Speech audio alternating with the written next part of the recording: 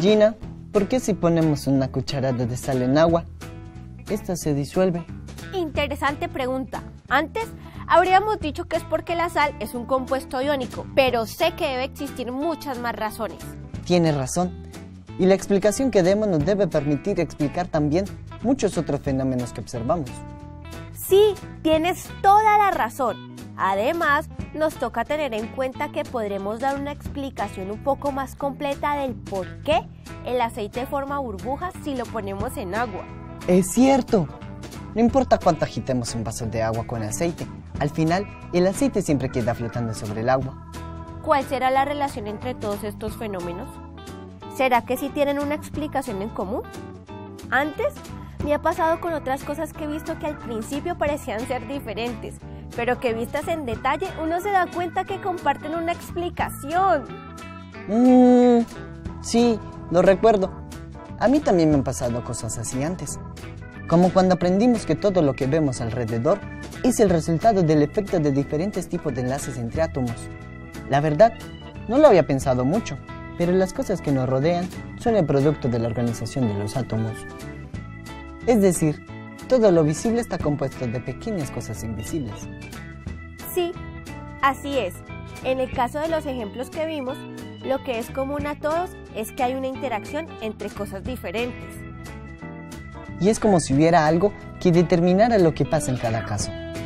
Tienes toda la razón, Chucho, pero siento que estamos lejos de comprender esos casos. La progresión de lo macroscópico a lo molecular y de lo molecular a lo simbólico les puede ayudar a comprender lo que sucede en los ejemplos que vieron y moverse desde las ideas más concretas a las más abstractas. ¡Uy, Buxi! Ahí sí que nos perdiste. No te entendí nada. Cada uno de los casos de los que están hablando sirve para explicar un fenómeno que define muchas de las características del mundo físico. En este sentido, estaban en lo correcto al pensar que a pesar de que son cosas diferentes, todas están relacionadas.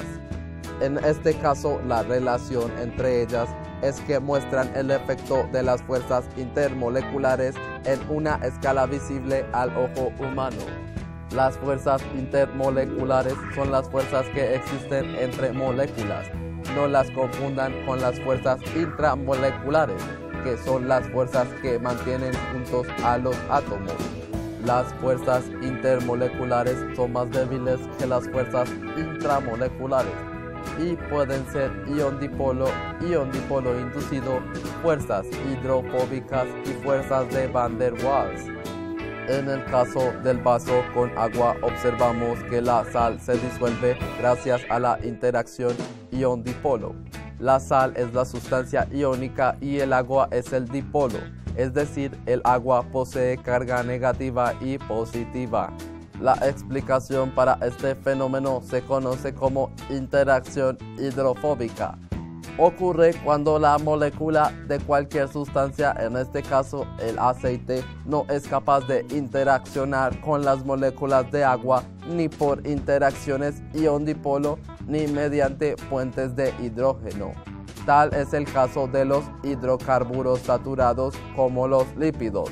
En esta situación, las moléculas de agua están cerca del hidrocarburo y se asocian formando una estructura parecida a la que observamos en el vaso, creándose una especie de jaula de moléculas de agua alrededor de la molécula hidrofóbica. Tenemos otra fuerza intermolecular importante, la interacción dipolo-dipolo, la cual es una interacción no covalente entre dos moléculas polares o dos grupos polares de la misma molécula si esta es grande. ¿Cómo así? ¿De qué se trata esto? Por ejemplo, ¿ustedes saben cómo se llama la unión entre las moléculas de agua o unas uniones fuertes entre las estructuras del ADN? No. Se llama enlace hidrógeno, o los que conocemos como puentes de hidrógeno. Estos son ejemplos de fuerzas dipolo-dipolo. Chicos, todo tiene explicación y relación. Todo. Ahora sí está claro cuál es la relación de todos estos fenómenos. Y no solo es eso, Gina. Podemos explicar uno por uno. Gracias, Buxi. Gracias,